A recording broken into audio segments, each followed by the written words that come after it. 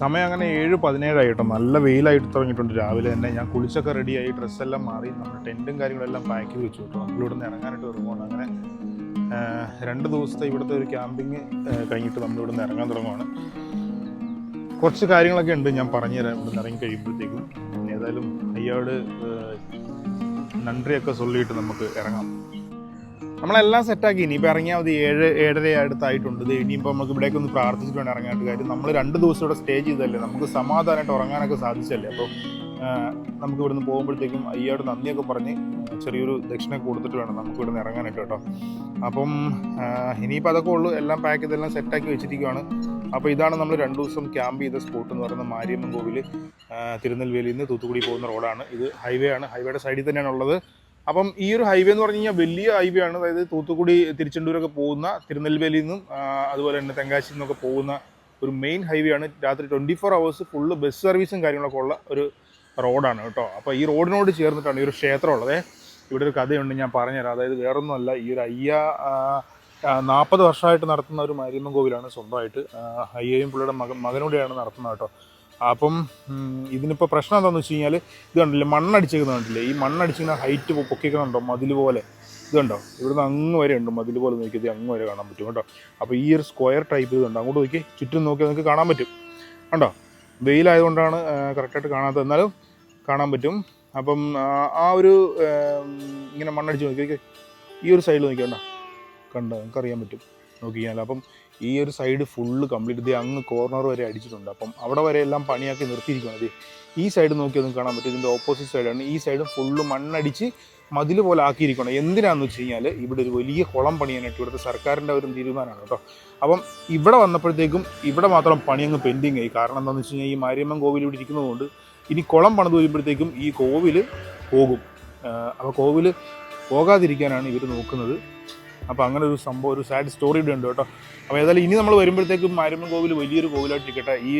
ഈ കോവിൽ ഒഴിവാക്കിയിട്ട് ഇവർ കുളം പണിതുന്നതുകൊണ്ട് എനിക്ക് വേറെ നമുക്കൊരു പ്രശ്നം തോന്നുന്നില്ല കേട്ടോ. കാര്യം അത് അതിൻ്റെ ഒരു ഭംഗിക്ക് തന്നെ അങ്ങനെ ഒരു ക്ഷേത്രമൊക്കെ കുത്തിപ്പൊളിച്ചെടുത്തിട്ട് പിന്നെ അവിടെ കുളം പണിയാന്ന് പറഞ്ഞു കഴിഞ്ഞാൽ ആ കുളം കൊണ്ട് വേറെ പ്രയോജനം ഉണ്ടോയെന്നൊന്നും എനിക്കറിയില്ല. എന്തായാലും 10-40 വർഷം പഴക്കമുള്ള മുരുകനും വിനായകനും അതുപോലെ തന്നെ മാരിയമ്മനും അങ്ങനെ ഒരുപാട് മൂർത്തികളുള്ള ഒരു ക്ഷേത്രമാണ്. അപ്പം ഭയങ്കര ഒരു പീസ്ഫുൾ അറ്റ്മോസ്ഫിയറാണ് കേട്ടോ. എനിക്കിങ്ങനെ ഈ തമിഴ്നാട്ടിൽ വന്നിട്ട് ഇങ്ങനെ ആദ്യമായിട്ടാണ് ഇങ്ങനെ ഒരു ക്യാമ്പിംഗ് സ്പോട്ട് തന്നെ എനിക്ക് കിട്ടുന്നത്. മുരുകൻ്റെ അനുഗ്രഹത്തിൽ അത് ഇതിലും നന്നായി 2 ദിവസം സമാധാനമായിട്ട് ഉറങ്ങാൻ പറ്റുന്നുള്ളതാണ്. അപ്പോൾ ഇനി വരുമ്പോഴത്തേക്കും ഒരു ബിഗ് കോവിലായിട്ട് ഇത് മാറട്ടെ എന്ന് ഞാൻ ആഗ്രഹിക്കുന്നു. പിന്നെ അതുപോലെ തന്നെ ഈ ഒരു കുളം എന്താകുമോ എന്തോ നമുക്കറിയില്ല. അതൊരു വല്ലാത്തൊരു സ്റ്റോറിയാണ്. കേട്ടപ്പോൾ തന്നെ നമുക്ക് സങ്കടം വന്നു. അയ്യ പറഞ്ഞത് അങ്ങനെ പൊളിച്ച് കളയല്ലെന്നൊക്കെയാണ് പറയുന്നത്. അവർ പ്രശ്നം ഉണ്ടാക്കിയിട്ടൊക്കെയാണ് ഇവിടം വരെ പണി വന്നിട്ട് നിർത്തി കളഞ്ഞു കേട്ടോ. പിന്നെ മണ്ണെല്ലാം കൊണ്ടൊന്ന് ഇങ്ങനെ ഇട്ട് ഇവിടെ വന്നപ്പോഴത്തേക്കും ഇങ്ങനെ ഈ ക്ഷേത്രം ഇരിക്കുന്നത് കൊണ്ട് മാത്രം ഇവിടെ വെച്ച് പണി നിർത്തിയിരിക്കുകയാണ്. അപ്പം ഇവരെ ചിലപ്പോൾ ഒന്ന് മാറ്റാനൊക്കെ ഉള്ള ശ്രമങ്ങളൊക്കെ സർക്കാരിൻ്റെ ഭാഗത്തു നിന്ന് ഉണ്ടാവുമായിരിക്കും. എന്തായാലും ക്ഷേത്രത്തിന് അനുകൂലമായിട്ട് തന്നെ കാര്യങ്ങൾ വരട്ടെ എന്ന് വിചാരിക്കുന്നു കേട്ടോ. ഇനി വരുമ്പോഴത്തേക്കും നമുക്ക് ഇവിടെ വലിയ കുളമാണോ, വലിയൊരു കോവിലുണ്ടാവുമോ ഒന്നും നമുക്കറിയില്ല. ഏതായാലും നമ്മളെ പ്രൊട്ടക്റ്റ് ചെയ്തു. ഒരുപാട് നന്ദിയുണ്ട്. അതാണ് എനിക്ക് പറയാനുള്ളത് കേട്ടോ. അപ്പം അങ്ങനെ ചെറിയൊരു വിഷമം കൂടെ ഉണ്ട് ഇവിടെ നിന്ന് ഇറങ്ങുമ്പോഴത്തേക്കും. ഇത് നഷ്ടപ്പെട്ടു പോവുമോ എന്നുള്ളൊരു പേടിയും ഒരു സങ്കടം കൂടെ ഉള്ളിൽ വല്ലാത്തൊരു സങ്കടമുണ്ട് കേട്ടോ. നമുക്ക് പരിചയമില്ലാത്ത ആളുകളൊക്കെയായിട്ട് നമ്മൾ ഇത്ര അടുക്കുകയും അതുപോലെ ഇങ്ങനെ ഒരു ഇൻസിഡൻ്റ് ഒക്കെ ഉണ്ടാകുന്നത് ഭയങ്കര ഒരു സംഭവം. നമുക്കറിയാം. ഏതായാലും ഇറങ്ങാൻ തുടങ്ങണം. നമ്മൾ ചെറിയൊരു ദക്ഷിണ കരുതിയിട്ടുണ്ട്. അയ്യോ കൊടുക്കുന്നുണ്ട്. ചെരുപ്പൊക്കെ ഊരിട്ട് വേണം കയറാനായിട്ട് കേട്ടോ. ഇവിടെ ഉണ്ടോ പറഞ്ഞിട്ട് പോവാം. ഒരു ദക്ഷിണ കാര്യങ്ങളൊക്കെ കൊടുത്തു. പിന്നെ ഇപ്പോൾ നമ്മൾ ഇറങ്ങുവാണ്. എല്ലാം സെറ്റ്. ചെറിയൊരു വിഷമമുണ്ട് അത് ഇറങ്ങുമ്പോഴത്തേക്കും. നമ്മൾ ഇറങ്ങാൻ തുടങ്ങണം എന്ന് പറഞ്ഞപ്പോഴത്തേക്കും പുള്ളിക്ക് ഒരു സങ്കടം, ഒരു വിഷമം. അപ്പോൾ ഇനി വരുമ്പോൾ അത് പെരിയ കോവിലാവട്ടോ. ആവട്ടോ. കണ്ടിപ്പാ വരുവേ. 2 ദിവസം നിമ്മതിയാ തൂങ്ങിയതില്ലേ, മാരിയമ്മ അന്നം കൊടുത്തതില്ലേ, അത് തന്നെ പെരുസ്. ரொம்ப നന്ദി. സത്യം പറഞ്ഞു കഴിഞ്ഞാൽ ഉണ്ടല്ലോ, അവിടെ നിന്ന് ഇറങ്ങിയപ്പോൾ എനിക്ക് നല്ല വിഷമമായിട്ട് എനിക്ക് സങ്കടം വന്നു കേട്ടോ. കാര്യം 2 ദിവസം അവരോട് നമ്മൾ ഒരുപാടൊന്നും കുറച്ച് നേരം സംസാരിച്ചുള്ളൂ. എന്നാലും ഒരു വല്ലാത്തൊരു അടുപ്പം അവരോട് തോന്നി. അതുപോലെ തന്നെ ഈ ഒരു PWD വർക്കാണെന്നാണ് പറഞ്ഞത്. ആ ഒരു കുളത്തിൻ്റെ അവിടെ തൊട്ടപ്പുറത്തെ ഗ്രാമത്തിൽ വ്യവസായം നടക്കുന്നുണ്ട്. അപ്പോൾ അതെല്ലാം നിർത്തിപ്പോയെന്നാണ് പറഞ്ഞത്. ഏതായാലും വല്ലാത്തൊരു സങ്കടമുണ്ട്. 2 ദിവസം താമസിച്ചിട്ട് അവിടെ നിന്ന് പോരുമ്പോൾ ഒരു വല്ലാത്തൊരു വിഷമം ഇവിടുന്ന് പോകുമ്പോൾ. ഏതായാലും ഇനിയിപ്പോൾ നമുക്ക് തെങ്കാശിക്ക് പോകാം. നമ്മൾ യാത്ര ചെയ്യുമ്പോൾ അങ്ങനെയാണ്, കുറേ ആളുകളെയൊക്കെ ആയിട്ട് നമ്മൾ അങ്ങനെ മിങ്കിൾ ചെയ്ത് പോകും. പെട്ടെന്ന് വിട്ടു പോകുമ്പോൾ ഒരു സങ്കടം. ഇനി വരുമ്പോൾ ഇനിയും കാണാം. വീണ്ടും നമ്മൾ യാത്രകൾ തുടരുന്നു. ഇവിടെ എല്ലാം HP-യുടെയും ഇന്ത്യൻ ഓയിലിൻ്റെയും പമ്പ് മാത്രമേ ഉള്ളൂ കേട്ടോ. ഞാൻ ഒരു 4 കിലോമീറ്റർ നോക്കിയാണ് നയാര പമ്പ് കണ്ടുപിടിച്ചത്. ഇതിൻ്റെ നല്ല പെട്രോളല്ലേ, അപ്പോൾ അത് ഞാൻ അങ്ങ് അടിച്ച് ടൈറ്റാക്കി ഫുൾ ടാങ്ക് അടിച്ചിട്ടുണ്ട് കേട്ടോ. ഇനിയിപ്പോൾ ഇവിടെ 101 രൂപയുള്ളൂ, നമ്മുടെ പറഞ്ഞ വില കുറവാണ്, 6 രൂപ കുറവാണ്. ഇതാണ് താമരഭരണി റിവർ. ഞാൻ കാണിച്ചു തരാം. വെള്ളമൊന്നുമില്ല, വരണ്ട് കിടക്കണം കേട്ടോ. അവിടെ കുറച്ച് വെള്ളം ഒഴുകുന്നുണ്ട്. തമിഴ്നാട്ടിലേക്ക് വെള്ളം പോകുന്ന ഏറ്റവും വലിയൊരു റിവറാണ് കേട്ടോ. വലിയൊരു റിവറാണ്. നമ്മുടെ ഭാരതപ്പുഴയൊക്കെ പോലെ തന്നെ തമിഴ്നാടിൻ്റെ ഏറ്റവും മേജർ റിവറുകളിലൊന്നാണ് താമരഭരണി. എനിക്ക് തോന്നുന്നു മുല്ലപ്പെരിയാറിൽ നിന്ന് വെള്ളം വരുന്നത് ഇതിലൂടെ തന്നെയാണ്. ഇപ്പോൾ ഓപ്പൺ ആക്കിയിട്ടില്ല, കാരണം വെള്ളം ഒഴുകുന്നുണ്ട്, ചെറുതായിട്ട് വെള്ളം ഒഴുകുന്നുള്ളൂ കേട്ടോ. തുറന്നു വിട്ട് കഴിയുമ്പോഴത്തേക്ക് ഇത് നിറഞ്ഞൊഴുകുമായിരിക്കണം. ഏതായാലും താമരഭരണി കണ്ടു. നമ്മളിവിടെ നിന്ന് തെങ്കാശിയിലേക്ക് പോവുകയാണ്. ഇവിടുത്തെ ഒരു ബസ്സിൻ്റെ ഒരു അവസ്ഥ കണ്ടോ, മൊത്തം പൊടി പിടിച്ച്. ഇവിടുത്തെ ഗവൺമെൻറ് വണ്ടിയാണെന്ന് എനിക്ക് തോന്നുന്നു കണ്ടിട്ട് കേട്ടോ. ഗവൺമെൻറ് ആണോ പ്രൈവറ്റ് ആണോ എനിക്കറിയില്ല. തമിഴ്നാടിൻ്റെ RTC ബസ്സാണെന്ന് തോന്നുന്നു. നല്ല പൊടി അഴുക്കും ഒക്കെയാണ്. ഇതിപ്പോൾ നമ്മൾ തിരുനെൽവേലിയിൽ ഞാൻ പറഞ്ഞല്ലോ നയാര പെട്രോൾ അടിക്കാനായിട്ട് നമ്മൾ വന്നതാണ്. അപ്പോൾ ഒന്ന് കറങ്ങി, അപ്പോൾ അത് കുറച്ചുള്ളിലേക്ക് മാറിയിട്ടാണ്. അപ്പോൾ ഇനി ഇവിടെ നിന്ന് നമുക്ക് നേരെ തെങ്കാശിക്ക് പോകണം. 52 കിലോമീറ്ററാണ് ഇവിടുന്ന് തെങ്കാശിക്കുള്ളത് കേട്ടോ. അപ്പോൾ ഇവിടെ നിന്ന് അങ്ങോട്ട് വരെ കംപ്ലീറ്റ് ഹൈവേ ആണ്. അപ്പോൾ പരമാവധി നേരത്തെ വിട്ട് പോകണം. കാര്യം നല്ല വെയിലാണ്. നല്ല വെയിലെന്ന് പറഞ്ഞാൽ നമ്മൾ അവിടെ നിന്ന് ഇങ്ങോട്ട് വന്നത് ഉച്ച സമയത്തും കൂടെ ആയിരുന്നു. നല്ലതായിട്ട് ടയേർഡായിരുന്നു. ഇവിടുന്ന് അങ്ങോട്ട് പോകുന്നത് വലിയ കുഴപ്പമില്ല, രാവിലെയാണ്. നമുക്ക് ഏതായാലും ഒരു 12 മണിക്കുള്ളിൽ അവിടെ ചെല്ലാൻ പറ്റും. 2-2.5 മണിക്കൂർ മതിയാവും. 52 കിലോമീറ്റർ ആണെങ്കിലും നമുക്ക് ഇടയ്ക്ക് നിർത്താൻ പോലുള്ള സ്ഥലമില്ല. അതുപോലെ ഒരു മരങ്ങൾ പോലും ഇല്ലാത്തൊരു സ്ഥലമാണ്. ഞാൻ കാണിച്ചു തരാം. അത്രയും ഒരു വെയിലുള്ളൊരു ഏരിയയാണ്. പിന്നെ ക്ലൈമറ്റ് ആണെങ്കിൽ നല്ല ചൂടും കൂടെ ഉണ്ട്. ക്ലൈമറ്റ്. അപ്പം നമ്മൾ തെങ്കാശിക്കുള്ള മെയിൻ റോഡിലോട്ട് കയറിക്കൊണ്ടിരിക്കുകയാണ്. അപ്പോൾ ഇതെല്ലാം ചെറിയ ചെറിയ വില്ലേജുകളാണ്. ഇവിടെ എല്ലാം ഇങ്ങനെ രാവിലെ സ്കൂളിൽ പോകാനുള്ള തിരക്കും കാര്യങ്ങളൊക്കെയാണ് കുട്ടികളൊക്കെ.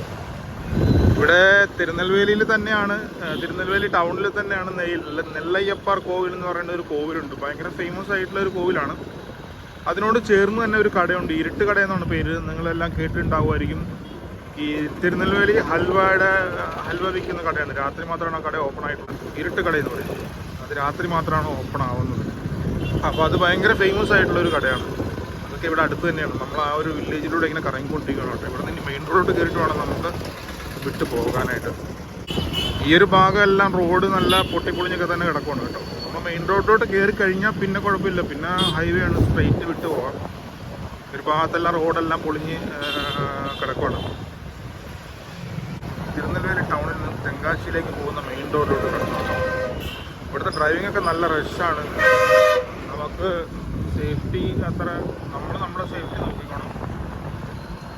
എവിടെ നിന്ന് എപ്പോൾ വന്ന് എങ്ങനെ കയറുന്നൊന്നും നമുക്ക് പറയാൻ പറ്റില്ല കേട്ടോ. അതുപോലെ വെട്ടിച്ചിൽ പോലെയുള്ള അങ്ങനെയൊക്കെയാണ്. എവിടെ നിന്ന് എപ്പോൾ വന്ന് എങ്ങനെ കയറുന്നൊന്നും നമുക്ക് പറയാൻ പറ്റില്ല. വണ്ടി വരുന്നുണ്ടോ, ആർക്കും ഹെൽമെറ്റും കാര്യങ്ങളൊക്കെ നല്ല പൊടിയാണ്. നമ്മുടെ നാട്ടിലെ പോലെ തന്നെ ഒരു മാസ്ക് വാങ്ങിച്ചു വെക്കേണ്ടതായിട്ട്. നമ്മുടെ നാട്ടിലെ പോലെ അത്ര എന്താ പറയുക, ഡ്രൈവിങ്ങിന് അത്ര വലിയ പ്രാധാന്യമൊന്നും കൊടുക്കുന്നില്ല. കിട്ടുന്ന ഗ്യാപ്പിലൂടെ വിട്ടു പോവുക എന്നുള്ളതാണ് ഇവിടുത്തെ ഏറ്റവും വലിയ കാര്യം. അതുപോലെ തന്നെ സ്പീഡും നല്ല സ്പീഡാണ് കേട്ടോ. നമ്മുടെ നോർമൽ റോഡിൽ ഓടുമ്പോൾ പോലെയല്ല, ഇവിടെ നല്ല സ്പീഡിലാണ് എല്ലാവരും വണ്ടി ഓടിക്കുന്നത് കേട്ടോ. പോകുന്നു ഹൈവേയിലോട്ട് കയറി കേട്ടോ. ഇനിയിപ്പോൾ ഇങ്ങനെ ഇടയ്ക്കിടയ്ക്ക് ഓരോ ഡിവൈഡർ ഇങ്ങനെ വെച്ചിട്ടുണ്ടാവും. എല്ലാവരും ഭയങ്കര സ്പീഡാണെന്നേ. ഇവിടുന്ന് തെങ്കാശിക്ക് 47 കിലോമീറ്റർ, കുട്ടനാലത്തിന് 52 കിലോമീറ്റർ, പിന്നെ പാവൂർ ചട്ടം അത് വേറെ റൂട്ട് 40 കിലോമീറ്റർ കാണിച്ചിട്ടുണ്ട്. ഇവിടെ എല്ലായിടും ഇങ്ങനെ ഇതുണ്ടോ, ഇതുപോലെ ഡിവൈഡർ വെച്ചിട്ടുണ്ട് ഹൈവേയിൽ. കാരണം ഇതിനി അങ്ങ് വരെ, ഇനി തെങ്കാശി വരെ ഇത്രയും വലിയ ഹൈവേ ആണ്. ഇവിടെ ഇത്രയും ഭാഗത്ത് മാത്രം കുറേ മരങ്ങൾ കണ്ടു കേട്ടോ. എന്ത് മരമാണെന്ന് എനിക്കറിയില്ല. എന്തോ ഒരു കൃഷിയാണ്, എനിക്ക് മനസ്സിലായില്ല സംഭവം എന്താണെന്നുള്ളത്. അതങ്ങനെ കാണാൻ പറ്റും. റബ്ബറൊന്നുമല്ല, വേറെ എന്തോ ഒരു ചെടിയാണ്, എന്തോ മരമാണ്, വലുതാകുന്ന മരമാണ് കേട്ടോ. പിന്നെ ഉണ്ടോ ഹൈവേ ഇങ്ങനെ നീണ്ടു കിടക്കണം. വെയിൽ കൂടുന്നതിന് ഇപ്പുറം നമുക്ക് തെങ്കാശി പിടിക്കണം. പിന്നെ അങ്ങ് ദൂരെയായിട്ട് കാറ്റാടിപ്പാടങ്ങൾ കാണാം, നിറയെ കാറ്റാടിപ്പാടങ്ങൾ കാണാം. ഇവിടെ വന്നപ്പോൾ ഒരു കാഴ്ച കണ്ടാണ് കേട്ടോ. ഒരു ക്ഷേത്രമാണ്, അതിൽ ഒരാളുടെ രൂപവും അതുപോലെ തന്നെ പശുവിൻ്റെ തലയും ഒരു വാളും ഒക്കെ ആയിട്ട് നിൽക്കുന്നതാണ് കേട്ടോ. അതുപോലെ തന്നെ അവിടെയും ഇങ്ങനെ പടങ്ങളൊക്കെ വരച്ചു വെച്ചിട്ടുണ്ട്. നമുക്കറിയില്ല ഇത് ഏതോ അവരുടെ വിശ്വാസം ക്ഷേത്രങ്ങളാണ് കേട്ടോ. നമ്മളങ്ങനെ തെങ്കാശിയിലേക്ക് എത്താനായിട്ടാവുന്നുണ്ട് കേട്ടോ. തെങ്കാശിയിലേക്ക് പോകുന്ന വഴി തന്നെ ഒരു ഹൈവേയിൽ ഞാൻ നിർത്തി. ഹൈവേയുടെ സൈഡിലായിട്ട് ഒരു വില്ലേജിലേക്ക് പോകുന്നൊരു വഴിയുണ്ട് കേട്ടോ. അവിടെ ഞാൻ നിർത്തിയേ. കാര്യം ഞാൻ നിങ്ങൾക്കൊരു കാഴ്ച കണ്ടില്ല, അടിപൊളിയാണേ.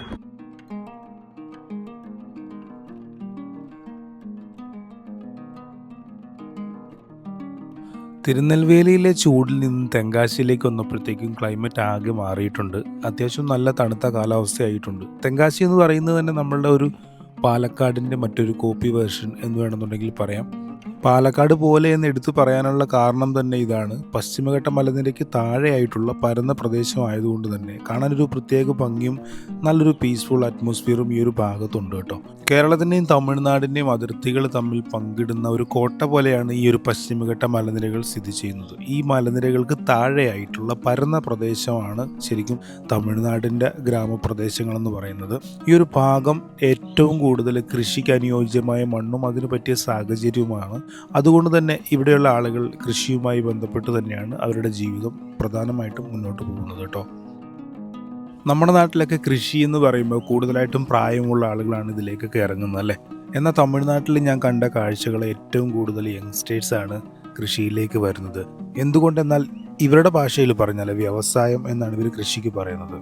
ഇവർക്ക് വ്യവസായം കൊണ്ട് അത്യാവശ്യം നല്ല രീതിയിലുള്ള വരുമാനം അവർക്ക് ലഭിക്കുന്നുണ്ട് കേട്ടോ. കൂടാതെ മണ്ണിൽ പണിയെടുക്കുന്നതിൽ ഇവരുടെ യങ്സ്റ്റേഴ്സിന് യാതൊരു മടിയില്ല എന്ന് വേണം പറയാനായിട്ട് കേട്ടോ. കുട്രാലം ടൗൺ പഞ്ചായത്ത് എന്ന് എഴുതിയിട്ടുണ്ട് കേട്ടോ. കുട്രാലം എന്ന് പറയുന്നത് ഒരു പഞ്ചായത്താണ്. വെള്ളച്ചാട്ടത്തിൻ്റെ പേരല്ല, വെള്ളച്ചാട്ടം ഇവിടെ ഉള്ളതാണ്. ഞാനപ്പോൾ വിചാരിച്ച് വെള്ളച്ചാട്ടത്തിൻ്റെ പേരായിരിക്കും. നമ്മുടെ തെങ്കാശിയുടെ ബോർഡൊക്കെ വെച്ചിട്ടുണ്ട്. അത് കൂടാതെ ഒരു സിദ്ധരുടെ ഫോട്ടോയാണ്. എല്ലാം തമിഴിൽ എഴുതിയിരിക്കുന്നത്. നമുക്ക് തമിഴ് അറിയില്ലല്ലോ. ഇവിടെ എല്ലാ ബോർഡുകളും എപ്പോഴും ഇംഗ്ലീഷിൽ അല്ല തമിഴിലായിരിക്കും. മെയിൻ ആയിട്ടുള്ള എല്ലാ കണ്ടന്റും തമിഴിലായിരിക്കും.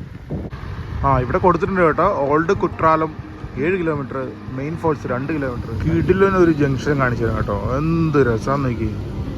Visually beautiful, super.